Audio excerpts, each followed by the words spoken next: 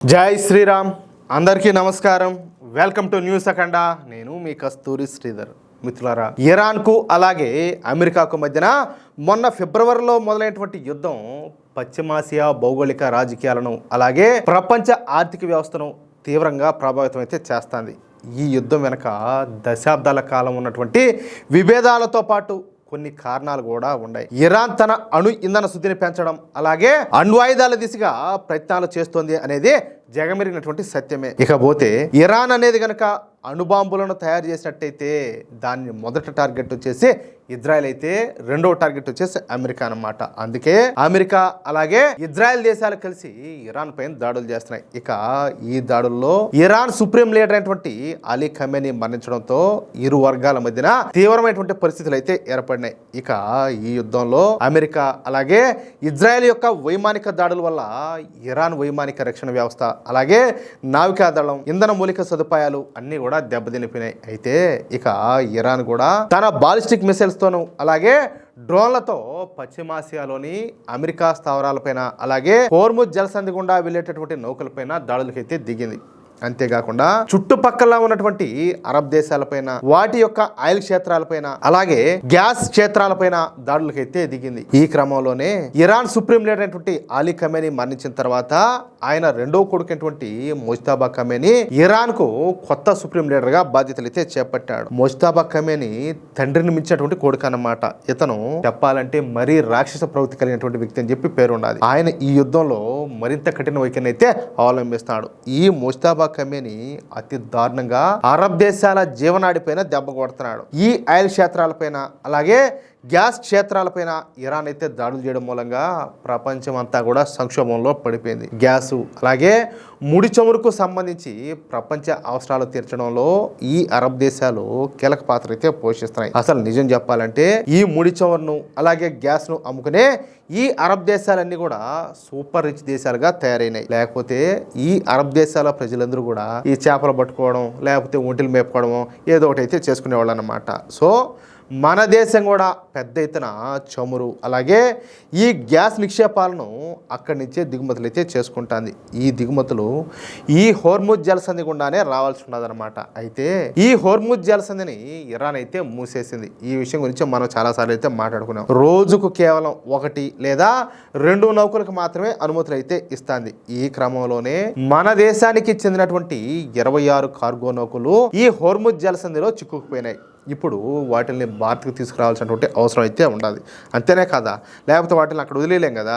ఇక ఆ విషయం కాస్త పక్కన పెడితే మన దేశ ప్రధాని నరేంద్ర మోడీ గారు 2 సార్లు ఇరాన్ అధ్యక్షుడైనటువంటి పెజియష్కాన్ కు ఫోన్ చేశారన్నమాట. పశ్చిమాసియాలో నెలకొన్నటువంటి యుద్ధ ఉద్రిక్తతల నేపథ్యంలో మన ప్రధాని మోడీ గారు ఇరాన్ అధ్యక్షుడైనటువంటి మసూద్ పెజియష్కాన్ తో 2 సార్లు అయితే ఫోన్ లో మాట్లాడారు. మొన్న మార్చి 12వ తేదీన ఈ ఇరాన్ అధ్యక్షుడికి మొదటిసారి మన మోడీ గారు ఫోన్ చేశారు. ఈ సందర్భంగా పశ్చిమాసియాలో పరిస్థితులు రోజు రోజుకి టెన్షన్ గా మారుతున్నాయనే విషయం పైన మన మోడీ గారు ఆందోళన అయితే వ్యక్తం చేశారు. యుద్ధం వల్ల మనుషులంతా కూడా చనిపోవడం అలాగే మౌలిక సదుపాయాలు ధ్వంసం కావడం పైన మన భారత్ తరపున విచారం అయితే తెలిపినారు. ఏ విభేదాలైనా సరే యుద్ధంతో కాదు, కేవలం చర్చలు అలాగే దౌత్యం ద్వారానే పరిష్కరించుకోవాలని చెప్పేసి ఆయన అయితే స్పష్టంగా చెప్పినారు. అదే సమయంలో ఇరాను అలాగే దాని పరిసర ప్రాంతాల్లో ఉన్నటువంటి దాదాపు 1 కోటి మంది భారతీయుల భద్రత అంశాన్ని కూడా ఆయన అయితే ప్రస్తావించారు. పరిస్థితులు ఎలా ఉన్నా సరే వాళ్ళ సేఫ్టీకే మేము ప్రాధాన్యం ఇస్తామని చెప్పేసి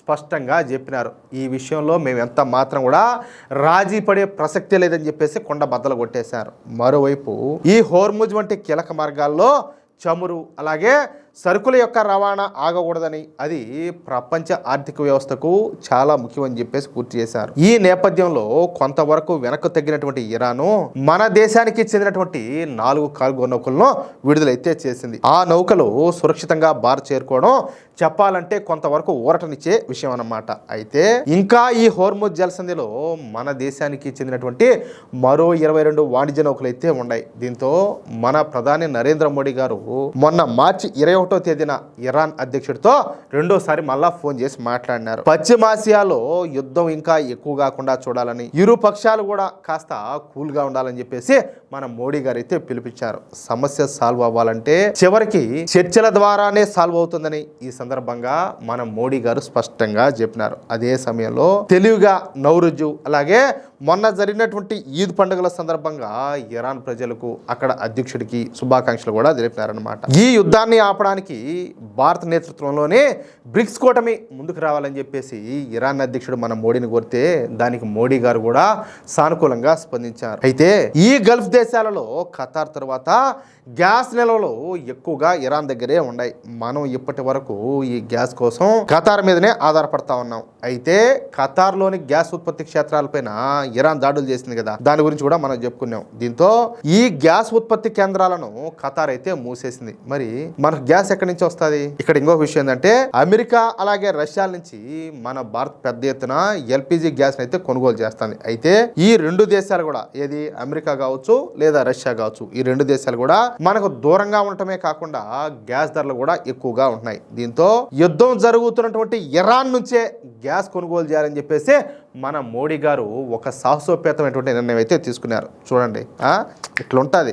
ఒక పక్కన యుద్ధం జరుగుతా ఉన్నప్పటికీ గ్యాస్ నిల్వలు ఎక్కువగా ఉన్నటువంటి పర్షియన్ గల్ఫ్ నుంచి ఈ గ్యాస్ ను దిగుమతి చేసుకోవాలని చెప్పేసి మన మోడీ గారు అయితే ప్రయత్నం చేస్తున్నారు. ఇక్కడ ఏంటంటే అమెరికాతో మనం న్యూట్రల్ గా ఉంటాం, ఇకపోతే ఇజ్రాయెల్ తో స్నేహం చేస్తాం. కానీ ఆ లెక్కే ఇక్కడ ఏంటంటే మన దేశం ముఖ్యం కాబట్టి ఇప్పుడు ఇరాన్ నుంచి గ్యాస్ కొనుగోలు చేయాలని చెప్పేసి ఆలోచన చేస్తారన్నమాట. ఇట్లుంటది మోడీ గారితో పెట్టుకుంటే. ఇరాను ప్రపంచంలోనే రెండవ అతిపెద్ద సహజ వాయువు నిల్వలను కలిగి ఉండదన్నమాట. ఇరాన్ యొక్క అత్యంత కీలకమైనటువంటి అలాగే ప్రపంచంలోని అతిపెద్ద గ్యాస్ క్షేత్రం పేరు సౌత్ పార్స్ గ్యాస్ ఫీల్డ్ అనమాట. ఇది పర్షియన్ గల్ఫ్ లో ఇరాన్ తీరంలోని అసలుయే నగరానికి సుమారుగా ఒక 105 కిలోమీటర్ల దూరంలో సముద్ర గర్భంలో ఉండాలి. ఇరాన్ మొత్తం గ్యాస్ ఉత్పత్తిలో దాదాపు 70% అక్కడి నుంచే వస్తుంది అనమాట. ఈ గ్యాస్ ఫీల్డ్ మీద ఇజ్రాయెల్ దాడులు చేసినప్పటికీ కూడా ఈ గ్యాస్ క్షేత్రానికి పెద్దగా ప్రమాదం అయితే జరగలేదు. ఇక రెండవ గ్యాస్ క్షేత్రం వచ్చేసి నార్త్ పార్స్. ఇది బుషెహర్ ప్రావిన్స్ కు ఆగ్నేయంగా 120 కిలోమీటర్ల దూరంలో పర్షియన్ గల్ఫ్ లో ఉండదన్నమాట. ఈ రెండు గ్యాస్ క్షేత్రాలలో సమృద్ధిగా ఈ ఎల్పిజి గ్యాస్ అయితే దొరుకుతుందన్నమాట. దీంతో ఈ రెండింటిలో ఏదో ఒక గ్యాస్ క్షేత్రం నుంచి గ్యాస్ కొనుగోలు చేయాలని చెప్పేసి మన మోడీ గారు అయితే భావిస్తున్నారు. అందుకే ఇరాన్ అధ్యక్షుడికి మన మోడీ గారు ప్రత్యేకంగా ఫోన్ చేసి దాదాపుగా అరగంటకు పైగా మాట్లాడినారు. యుద్ధం ఆపేందుకు ప్రయత్నం చేస్తానని చెప్పేసి మన మోడీ గారు అయితే స్పష్టం చేశారు. అంటే మరే దేశానికి చెందినటువంటి నాయకులు చేయనటువంటి పని మన మోడీ గారు అయితే చేస్తున్నారన్నమాట. ఎవరి కోసం చేస్తున్నారు? మన దేశం కోసమే చేస్తున్నారు. అర్థమవుతుందా మిత్రులారా? ప్రపంచ దేశాలన్నీ కూడా యుద్ధ భయంతో వణికిపోతా ఉంటే మన దేశ ప్రయోజనాల కోసం ప్రధాని మోడీ గారు ఎంతటి సాహసోపేతమైనటువంటి నిర్ణయాలు తీసుకుంటున్నారో ఒక్కసారి ఆలోచన చేయండి. ఈ సంచలన నిజాలు మన తెలుగు వాళ్ళందరికీ కూడా తెలియాలా. అందుకే ఈ వీడియోను వెంటనే లైక్ చేసి మీ యొక్క వాట్సాప్ గ్రూపుల్లో ఈ వీడియోను అందరికి కూడా షేర్ చేయండి. యుద్ధం జరుగుతున్న దేశం నుంచి గ్యాస్ కొనుగోలు చేయాలన్న మోడీ గారి నిర్ణయం పైన మీ అభిప్రాయం ఏంటో కింద కామెంట్ రూపంలో తప్పకుండా తెలియజేయండి. ఇలాంటి మరెన్నో ఇంట్రెస్టింగ్ అప్డేట్స్ అలాగే లోతైనటువంటి విశ్లేషణల కోసం మన న్యూస్ అఖండ ఛానల్ని ఇప్పుడే సబ్స్క్రైబ్ చేసుకోండి. నోటిఫికేషన్స్ ఏ మాత్రం కూడా మిస్ అవ్వకుండా ఉండటం కోసం పక్కనే ఉన్నటువంటి గంట సింబల్ నొక్కడం మాత్రం మర్చిపోకండి. జై శ్రీరామ్, జై హింద్, భారత్ మాతాకి జై.